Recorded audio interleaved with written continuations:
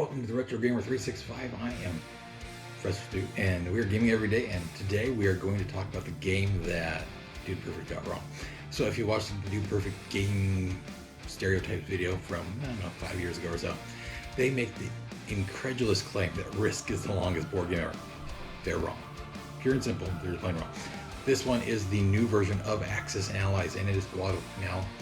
And if you played the original Axis and Allies, a week-long game is not strange. I have never had a Risk go more than 3 hours. Risk is a long board game, not even close to Monopoly actually in reality, but Axis and Allies blows them out of the water. I have never had a game of Axis and Allies take less than 20 hours. Never. Ever.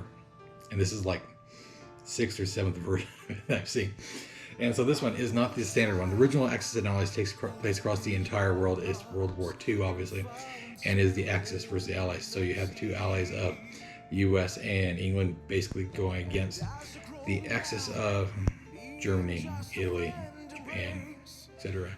Different versions have Russia tossed in on one side or the other, as well as a few other groups. It's hit or miss, but it's generally 2 versus 3, and the Axis loses pretty much always. But I digress. And so the original one is printed by Avalon Hill. And if you ever played an Avalon Hill game, their games are very high quality. They've always been great. They played things as just Patton's best, and Axis and Allies, and a bunch of other ones about different mysteries on something Hill, I can't remember, Raven Hill, I think. And they're all great games. But I don't know if Avalon Hill purchased by Wizards of the Coast about a decade ago or not, but I know Axis and Allies switched to being made by them for a while. And this version actually is made by Renegade Games, but Renegade Games is one of the few people working with it on here. If you look at it pretty close, it has Avalon Hill, Wizards of the Coast, and Renegade Games as being publishers listed on it. So maybe they were all purchased by Hasbro. I don't know. It's hard to tell. But this one says, August 1942, the Solomon Islands. Japan occupies the Solomon Islands, interfering with Allied supply lines of the South Pacific. In a surprise attack, the Americans capture Guadalcanal and its invaluable airstrip. As the Imperial Navy struggles to regain and strengthen its hold in the Solomons, the U.S. must press its counterattack in order to seize control of the island chain. Axis and Allied Guadalcanal challenge you to command a fleet of ships, direct warcraft or aircraft, and deploy ground forces in order to dominate the enemy in one of the crucial campaigns of World War II. And so if you know anything about World War II, obviously the war in the Pacific took a whole lot longer than the war in Europe did. I mean, in the war in Europe, it was like 1 year from when we invaded to when we won. But it was 4 years for taking the Pacific. The plastic wrap is a lot stronger than plastic wraps. And so that's good. I like plastic wrap games because there's much less likelihood of lost pieces going on with them. I've seen too many games where they have really cheap sticker systems or really cheap glue, and either it messes the box up badly or pieces fall out during shipping. I don't like either option. And so if you look at this one says it's for 2 players only, which makes sense. US versus Japan. But it says 14 plus because there's a lot of thinking involved. Makes sense. But it has this, I think, very confined, I guess, and limited estimate of 2 to 3 hours to play a game. I haven't played this one yet though, so I don't know. But first off, construction of the box. The box sticks together very nicely. It is good quality. It is double layered for the corners. They're insulated and reinforced. Very nice box. Besides, it has some nice artwork on here. Got all the zeros.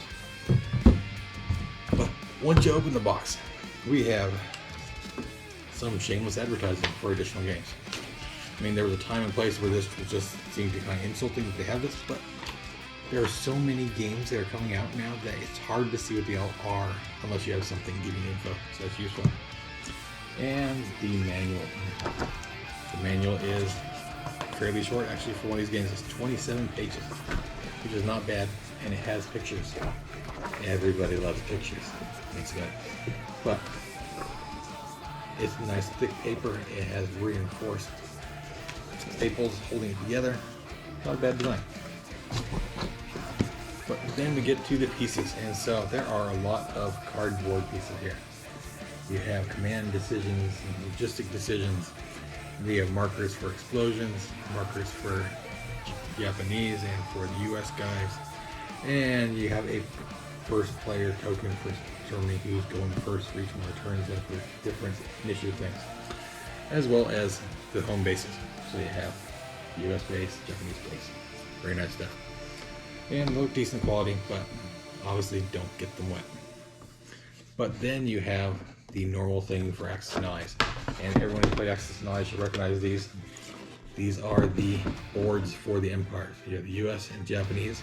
And it shows what your units are, how much they cost, what their strengths are and everything, and the sequence of play. If you forget that, you got problems. I like that. They're very well made. And then the game board. This is actually a very nice game board considering how little it has to cover. I mean, there are lots of islands. It doesn't show nearly all of them for the Solomons in here, but you have these ones, the 6 main islands of the Solomons, and then you have your turn markers and everything for victory points on the sides. It's very nice. It has directions on how far to move and everything, and deploy phases, basic ship designs. It's actually a pretty nice board. And it goes through, holds nicely, sits tight. I'd be concerned about this main seam splitting though, if you're not careful, or you pop the board backwards. So be careful of that. But the thing that Axis and Allies is famous for are the miniatures. So obviously there are a lot less than there are in most games because there's only 2 teams, but these are Japanese, and so you have little ships. I like the ships. Bigger ships. And then you have some nice troops. These are very well detailed. They've always been very nice. I mean, Games Workshop made a lot of the early ones, but they're not making them now. And kind of a anti-aircraft cannon that I dropped. I mean, there's no warehouses, no factories, no production in this one, so that's strange for an Axis and Allies game. I mean, I don't mind, but you still have little chips for going under them to signify multiples thereof. Very useful. And it even has some spare bags for all these cardboard pieces. Also very nice that they did that. I like when they have excess bags, and I like when they have little holes in them so that the air comes out so little kids don't pop them. If you have a little kid playing this, then you're asking for it. But after that, we have this card, and it says Axis and Allies Guadalcanal. This is a die roll, it feels like. I mean, it says pull right there, and yep, what do you know? It has the dice in it, and it will roll out nice and even. You don't have any issue of someone rolling dice inaccurately or not knowing, oh no, it's on the wrong side. Well, it can't be because they're inside a dice tower. This is a nice option, a nice addition, and it severely limits cheating. But it also has the different things on the side for having fighters, destroyers, infantry, and showing what their value cost is and everything for playing through the game. If you ever played an Axis and Allies game, you know these are all involved and very important parts. But I have never seen one of these in the game. That's Nancy. And then it has this plastic insert in there to hold everything. It looks like it's going to hold it pretty tight, but I definitely would not put the pieces loose in here. I would keep them in the bags because you don't want to have your puppy eat these anyway, or your toddlers.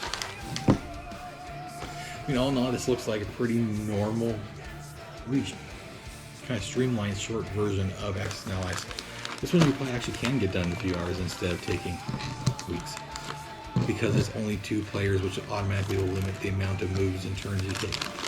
But I love Axis and Allies. It's a great series. It's always been one of my favorites. I've been playing it for 34 years now, and I love it. Let me know what you guys think about Axis and Allies and which version is your favorite one. I really want to get a hold of the zombie one. If anyone has a copy of that wants to ride me with one, I would love that too. But as always, make sure you hit that subscribe button, that like button, the notification button if you like getting content like this and want to see more great video games, more great card games, board games, anything great with this game, and we'll do it. Just thank you for being here, and thank you for your time. Have a great day and keep on gaming.